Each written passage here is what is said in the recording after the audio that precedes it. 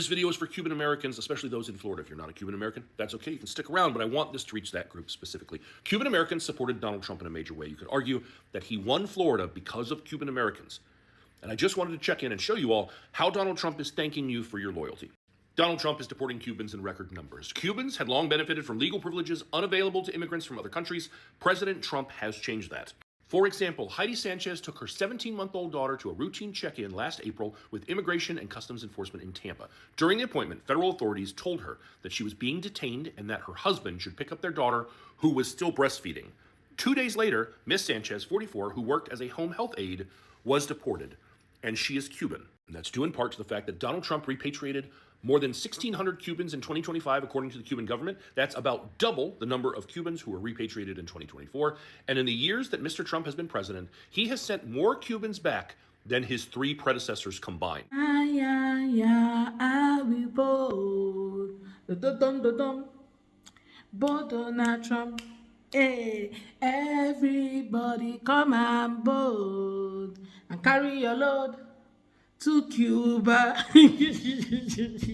Hi guys, welcome back again to the YouTube channel. It's so good to have you. Thank you so much for clicking when you saw this video. So a lot of Cubans and the Venezuelan community that strongly supported Trump right now are furious as his deportation policy hit closer to home than they ever expected. What many once defended loudly is now tearing through their own families, neighborhoods, and communities. For years, many of these people actually believed that Trump was different. He was going to make America great. He was going to help them to become, legal, and also help them, just accept them and not deport them. But somehow the deportation is in the community and they all are freaking out. Well, let's take a look at these videos I've gathered for you guys. Then I'll come back with more commentary. Credit belongs to original creators of these videos. Don't forget to like and subscribe. Let's go watch. Hi. We've now entered the FAFO phase for Cubans. Yes, you heard me correctly. To an alarming surprise, Cubans in Florida are being deported at record numbers. Yes, Cubans, Republicans who voted for Trump, they came here under Biden, under amnesty. They did it the legal way. They're getting deported. I highly encourage you to check out an article in the New York Times. If you're brown, he's coming for you. It doesn't matter if you're here under amnesty, if you did it the right way.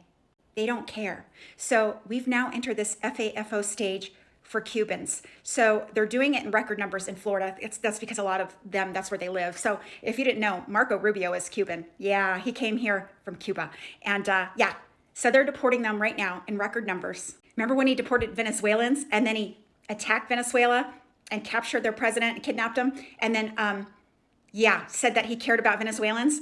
Yeah. He doesn't care about you. So FAFO, Cubans for Trump, especially in Florida. Hi. Cuba's going to collapse in like 2 weeks, guys, by the way. When they took out Venezuela, they didn't just take out like Iran's leverage with the Strait of Hormuz. They also took out like a majority of Cuba's oil supply. They have 2 weeks left of oil to power their electricity in Cuba. Within less than a month, Cuba is not going to exist. So the man you see behind me is a pro-Trump rapper who has 30 days to leave the country, but he's not just a regular rapper. This man's music went so viral, it sparked the biggest protest Cuba has ever seen in decades. Not only did this song go viral in Cuba, it even went international here in the States, to the point where senators like Marco Rubio named an entire bill after this man's song. So you could imagine the Cuban government is highly upset with this man, and it decided to lock up 2 of the people that collaborated with him on the song. They in jail right now getting tortured every single day. But this man was able to escape to America. So while in America, he told the American media, hey, listen, Donald Trump is the best president to have right now, both for this country and my home country. According to him, he thought that Donald Trump was going to put the pressure on the Cuban government and make Cuba great again. But you got to understand, this man feels like he has the Republican Party in his back pocket because so many Republicans came out, prominent Republicans at that, came out and supported this man, his movement, and his song. They named the bill after this man. But here's the thing. Those same Republicans that was championing this man and his movement are crickets right now. Dead silent. Not a peep, not a sound. So according to him, he says, listen, I understand why Donald Trump is doing all of this. There's too many people in this country But if he could just look at each case individually and see the severity of certain cases, I think things would be better off that way. So on one hand, he's saying, hey, there's too many people here. This man's doing what he got to do. But at the same time, he's saying, hey, listen, but if he could just look at each individual case, but you just said there was too many people here. How can he have the time, resources, and energy to look at each individual case unless he's just talking about his individual case? All right. Now, this man's making a lot of noise on social media, and social media is making a lot of noise back. They're saying, hey, listen, you're laying in the bed you chose to make. All right. This man was supporting a president that was saying that this is what he was going to do. But for some reason, the man who felt like he had Marco Rubio in his back pocket felt like he was also untouchable. Now he has 30 days to leave the country. And he is for sure, and actually I am too, it's pretty safe to say this man will be headed straight to a Cuban jail, getting ready to be tortured and mistreated every single day, just like the buddies who collaborated with him on that song. But now listen, you got to understand, this man's a foreigner. The Republican Party embraced him, and he decided to embrace them back because in his mind, he's thinking chess. I'm like, all right, you know what? Bump it. If these are the people that want to support me and what I'm doing, then I gotta get behind these people, you know, because when stuff hits the fan, maybe they're going to come right back around and help me. But that was a grave miscalculation. Let's have this other conversation about racism that needs to be had about Cubans. Sincerely. Because that's one of the reasons how we got here, right? They were not going to vote for Kamala Harris because she's black. And she's a woman. Okay, and so what you saw was the attempt to be white adjacent. The thing is, in America, being white adjacent isn't safe for you when you're not white. It just isn't safe for you. They don't take blends, except for the European blend. And if you're not the European blend, they'll let you, ride with them and push the agenda because they know who you are. You don't know who you are.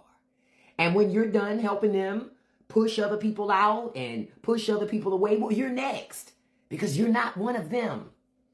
And there needs to be a deeper discussion that's had within the Cuban community, the Hispanic community, about racism and prejudice amongst Hispanics. Because they got their own drama and stuff up in here. They have nothing to do with anybody else, right? They got their own shit.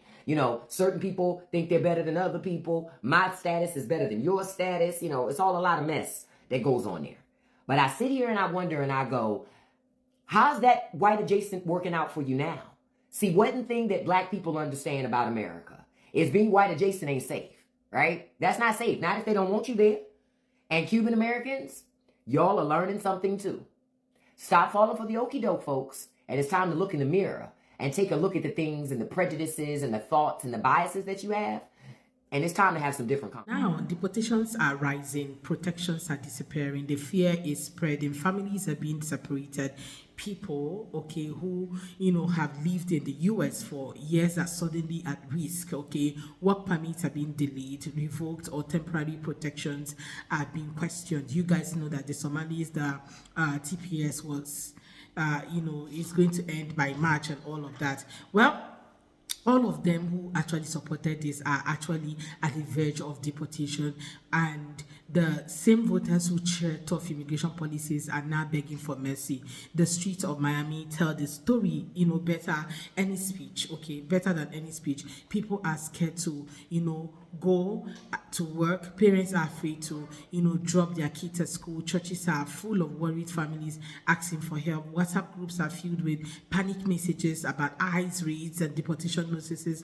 Many are saying, we didn't think it would reach us, but immigration policies, don't check who you voted for. They don't come to ask you, who did you vote for, before they get to deport you. What they know is that if you are up for deportation, then you get deported, And now, Cuban and Venezuelan supporters once believed Trump, understood their pain, They believe he respected immigrants who did it the right way. But now they are realizing that when deportation policies are written boldly, everyone becomes a target, even those who thought they were safe, and some are kind of watching relatives get detained. Others are also seeing deported seeing friends deported back to where they all escaped from, countries where there is no safety, no job, no medicine, no freedom. The fear is real, and the regret is also very heavy for a lot of them. And the anger is not just towards the government is also inwards, because somehow a lot of them are blaming themselves for what they did, for the believing politicians, and also voting the way they did. They wish they have listened and actually take a look at policies, and not because they have access to whiteness. Okay, now people are arguing in families, and many are now saying something painful out loud. We voted against ourselves, against our own interests. Like, they are now finding out that it was against themselves that they all voted against, right? What hurts the most is that these communities know that dictatorship look like. Okay, they understand what it looks like. A lot of them have experienced it in their countries before moving to America, and they know that it means to what it means to flee a broken system. And yet, in the US, many supported policy rooted in punishment, exclusion, and fear, thinking it would never be used against them. Now it is. Okay, businesses in Miami are also feeling the impact. Immigrants power the local economy in that state somehow, and construction, hospitality, cleaning services, caregiving, restaurant, many of these industries depend heavily on Cuban and Venezuelan workers. As deportation increase, businesses are losing workers, productivity is dropping, and costs are rising. And most of these people actually voted, okay? And now they're all losing their workers because of their interest, okay, which was never in their own favor. And who suffers most? Not politicians, not the wealthy people, but everyday American, everyday families. Some Trump supporters are still trying to blame others, but some of them are actually agreeing the fact that we were wrong, okay? They actually, believed in those policies and actually decided, oh, let's put on the red hat and support this. But now it is breaking their hearts so badly, and they all are everywhere seeking empathy. Well, guys, let me know what your own take are in the comment. Let's have that conversation. Please do what to like and subscribe. Credit belongs to original creators of these videos. I look forward to seeing all of my next. Thank you so much, guys, for watching, and I'll see you all next time.